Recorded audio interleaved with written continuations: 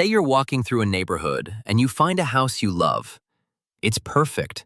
Right street, right size, right everything. Listed at $500,000. But you're not quite ready to buy. Maybe you're waiting on a job offer. Maybe you're still selling your current place. Maybe you just need 3 months to figure out if you actually want to commit. So you go to the seller and say, "I'm not ready to buy today, but I don't want to lose this house either. What if I pay you $5,000 right now, just for the right to buy this house at $500,000 anytime in the next 3 months? You keep the $5,000 no matter what. If I don't buy, it's yours. But if I decide I want it, you have to sell it to me at that price." The seller thinks about it, agrees. You've just bought an option. Not the house, the option to buy the house. The right, but not the obligation, to make that purchase at a locked-in price within a defined window of time. Now watch what can happen. Scenario 1. The job offer falls through. You don't want the house anymore. You walk away. You lose the $5,000. That's it. That's your maximum possible loss. Not the house price. Not $500,000. $5,000. Gone. And you move on with your life. Scenario 2. 2 months later, a tech company announces they're opening a huge office in that neighborhood. Suddenly, everyone wants to live there. Houses on that street are now selling for $700,000. But you have a contract locking in $500,000. You buy the house at $500,000. It's immediately worth $700,000. You just made $200,000 in 2 months with a $5,000 bet. That's an option. And that basic structure, pay a small premium now, lock in a price, decide later, is one of the most powerful, most versatile, most misunderstood financial instruments ever invented. Let's get the vocabulary straight because it's actually not that bad. There are 2 types of options. A call option gives you the right to buy something at a set price. A put option gives you the right to sell something at a set price. The house example was a call option. You were buying the right to buy the house. Now imagine the reverse. You already own the house. You're worried prices might drop. You go to someone and say, "I'll pay you $3,000 for the right to sell you my house at $500,000 anytime in the next 6 months, even if prices fall." Now, if the market crashes and houses drop to $350,000, you still get to sell at $500,000. You paid $3,000 for protection against a $150,000 loss. That's a put option. Insurance, essentially. You're paying a small, certain cost to eliminate a large, uncertain risk. The price you pay for either type of option, the $5,000, the $3,000, is called the premium. The locked-in price is called the strike price. The deadline is the expiration date. 3 terms: premium, strike price, expiration. That's really the whole vocabulary. Now zoom out, because options aren't just for houses. In financial markets, options exist on stocks, on indices, on currencies, on commodities, on interest rates, on basically anything that has a price that moves. And they work exactly the same way. You think Apple stock is going to go up? You could buy 100 shares at, say, $200 each. That costs you $20,000. If you're right and it goes to $250, you make $5,000. Great. Or you could buy a call option giving you the right to purchase those same 100 shares at $200 anytime in the next 2 months. Maybe that option costs you $400. If Apple goes to $250, you exercise your option, buy at $200, immediately have shares worth $250. You made many times your original bet on a $400 investment.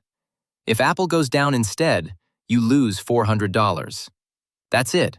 Not $20,000, $400. The option let you participate in the upside with a fraction of the capital and capped your downside at just the premium.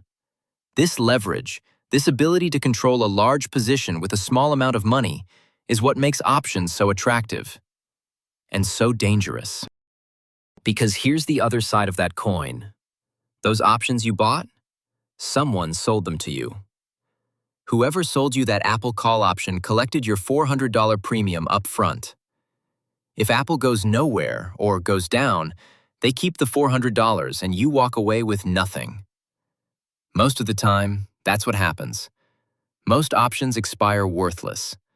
The seller just keeps collecting premiums over and over, like an insurance company collecting monthly payments. But if Apple rockets to $300, the person who sold you that option has to sell you shares at $200, even though they're worth $300. They lose $10,000 on a trade where they collected $400. This is why options are asymmetric. The buyer's loss is capped.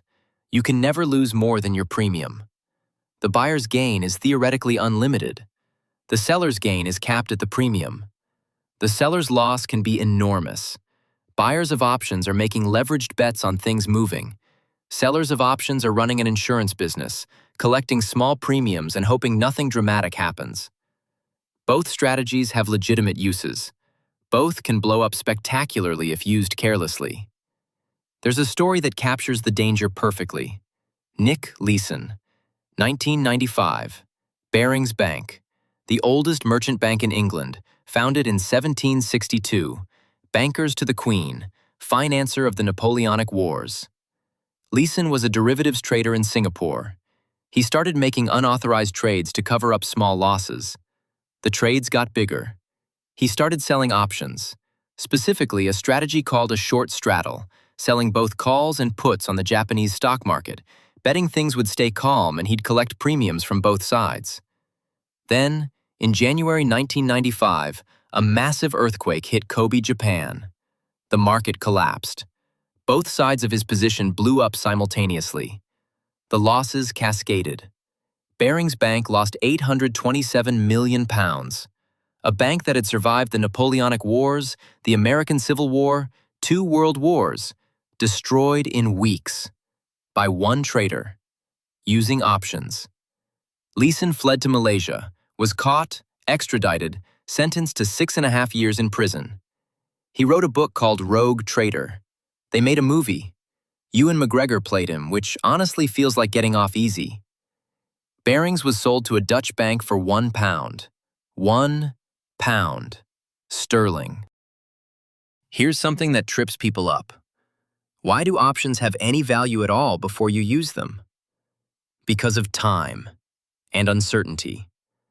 An option that expires in 2 years on a volatile stock is worth a lot, even if it's currently out of the money, meaning the stock hasn't reached the strike price yet. Because a lot can happen in 2 years. There's a real chance it gets there. An option expiring tomorrow on a stock that hasn't moved in weeks is worth almost nothing. There's very little time for anything to change. This time value decays. Every day that passes, all else equal, an option is worth a tiny bit less. Traders call this theta decay, or sometimes time bleed.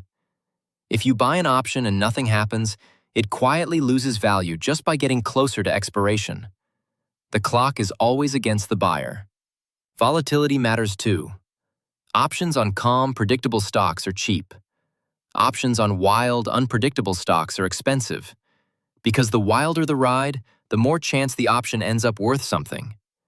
When markets are panicking, when everyone is scared, options get very expensive because uncertainty has spiked.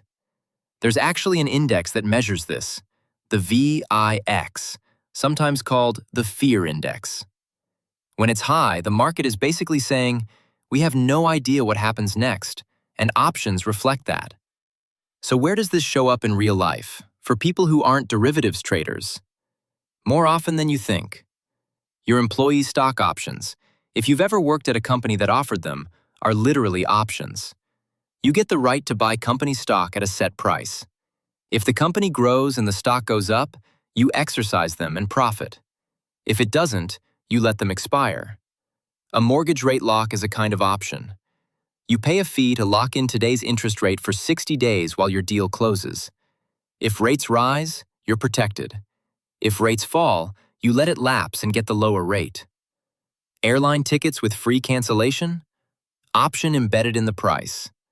You're paying a premium for the right to change your mind. Once you see the structure, pay now for the right to decide later, you start noticing options everywhere.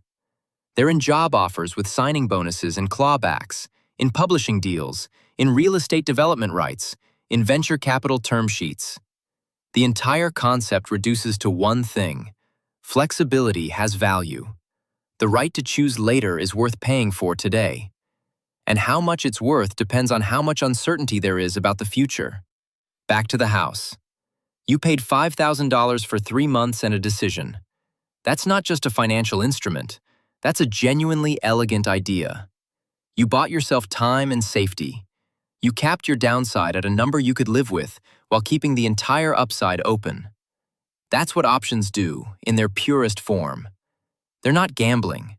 They're not magic. They're a way of managing uncertainty, of saying, I don't know what the future holds, so I'm going to pay a little now to keep my options open. Which, honestly, is just a good way to move through the world.